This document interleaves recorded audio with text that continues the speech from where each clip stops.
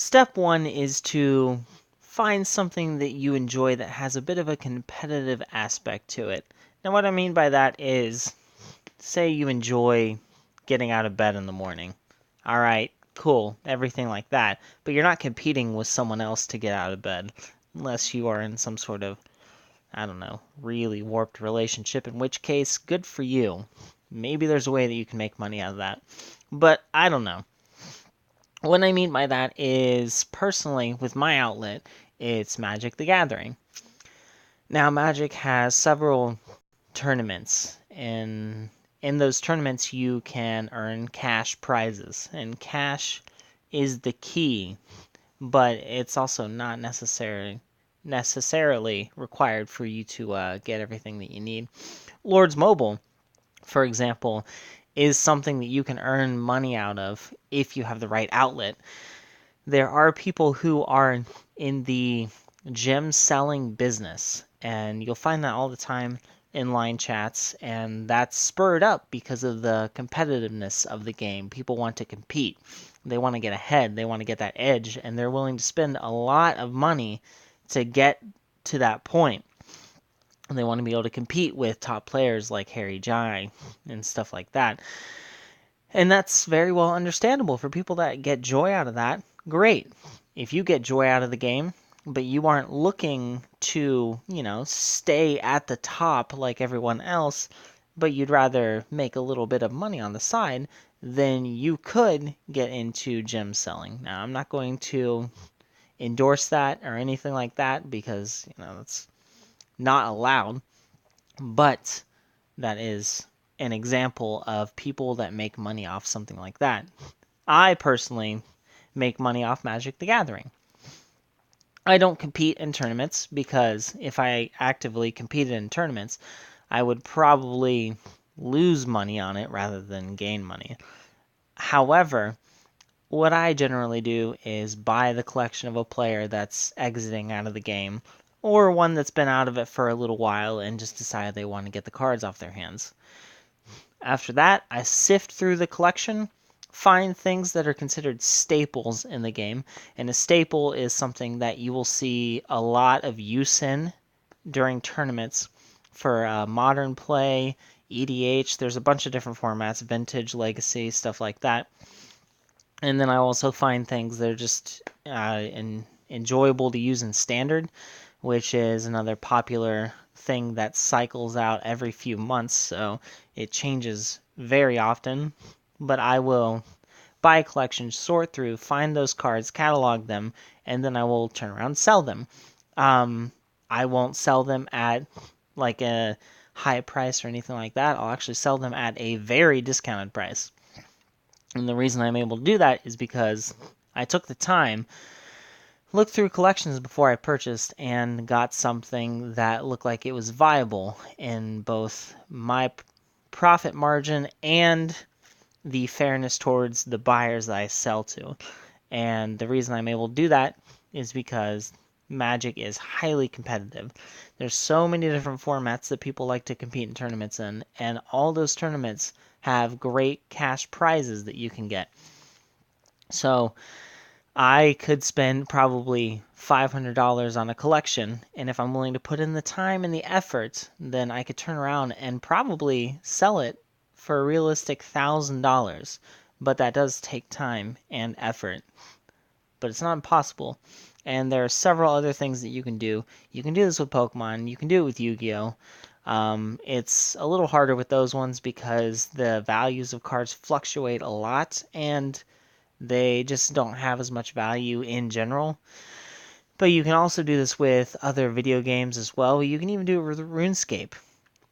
A game as old as RuneScape, you'd think people wouldn't really care too much about it, but there is still competitiveness to it. People do PvP stuff all the time with that, and they want high amounts of gold to be able to support doing things like that. And so because of that, they're willing to buy gold. You can't get much out of it, but people tend to make bots. If you've noticed annoying bots running around, there's a reason they're doing that. They aren't building up that account because they want to, use it as an actual account down the road. They made bots to run those accounts to cut down oak trees and such, because they'll sell them on the Grand Exchange for gold, and then they'll take that gold and they'll sell that to another player for money. And it's as simple as that. And that is a much lower profit margin than most other things, but is still a profit margin nonetheless, especially if you're running a bot that's doing the work for you. All you have to do is leave your computer on when you're not in the house, and then boom, you've earned yourself some money. Now, again, I won't endorse something like that. I'm using it as an example because that is also not allowed. Generally, most selling in-game items for actual money is not allowed.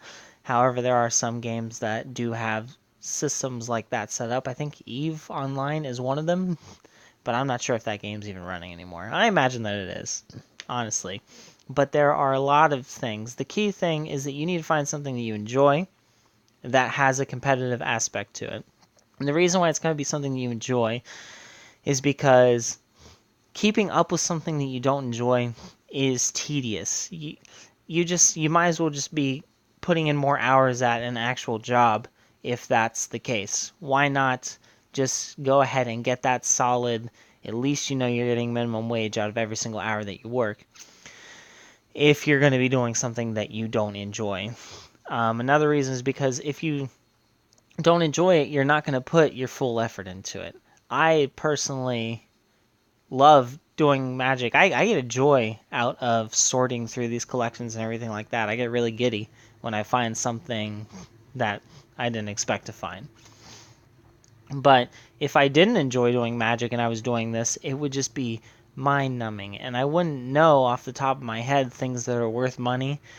So I would have to search so much more to be able to find things that are worth it. It would have just been an awful process, and I wouldn't make as much money because I wouldn't catch as many things that are worth it that the average eye wouldn't catch, and it wouldn't be worth it.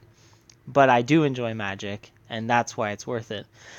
So definitely make sure that it's something that you enjoy, and definitely make sure that it's something that you can be passionate about, and absolutely make sure that it has a competitive aspect to it. Now, I also want to touch on something else too. If there's like some particular skill that you have, like if you can program yourself a game, then maybe consider making some sort of competitive game. Not even something huge, just something small that other players can play against each other with. And you never know, it might be able to blow up. I'm making my card game, and I'm really excited to do that. I don't expect it to become as big as Magic the Gathering, or Pokemon, or Yu-Gi-Oh!, or any of those other popular card games. But I think it's something that my friends and I can enjoy. And I definitely think that it has the potential to become more than just my friend group. And so because of that, I'm putting in the proper effort into it in the hopes that it will be that. So what I'm saying is, don't expect to become rich off something, but hope for it. It doesn't hurt to hope for it, just so long as you don't raise your expectations to a ridiculous level that you'll never meet them. You'll just be disappointed no matter what the case. It is perfectly fine to have high hopes. Just don't make them unrealistic. But take your time and enjoy what you're doing and hope that you get a good turnout from it. Because if you have hopes for something, then you're going to enjoy it even more. And what's that going to hurt? Anyway, that's the couple of tips that I got for now. I'll release a different video down the road, and maybe down the road, if you're watching this video for the first time, the video will already be out. But I'm going to go with ways to make small amounts of side income on the side. And side income on the side. My goodness, passive income on the side. And what that means is it's income that you really don't have to do, or you put in the effort to do it once and then it just draws you in money over time. Also, I wanted to point out that in terms of Lords Mobile, if you want to do a legitimate way to make money, aside from like selling gems, because again, don't necessarily endorse it, you can create your own YouTube channel and make Lords Mobile videos. And it's really easy to do. My gosh, my screen turned off. I certainly hope you're still recording. It's really easy to do. Um, I've been doing it for almost a couple years now, and it's a fun time. The community's great. I love my fans and everything like that. So please consider something like that, because Lords Mobile is only relevant as long as we want it to be relevant. And I enjoy the competitive aspect, but it doesn't seem to have a real like cash incentive to it. As in, I don't know of any tournaments that really go on regarding it. And so I think it's really strictly people pouring money into the game. And then that's about it. And things like that die off eventually. And I mean, look at Clash of Clans. So we got to keep this game alive as long as we can. But you can make YouTube channel. It's harder to monetize the videos as it used to be. Back when I made my channel, you could monetize that thing the day that you made your channel. You upload one video, you set it to be monetized, and then boom, you're done. Now I believe you have to have 1,000 subscribers and reach a certain amount of views, or maybe it's watch time. I'm not sure. But regardless, it's harder than it used to be, but it's not impossible. Your first 1,000 subscribers is not too difficult.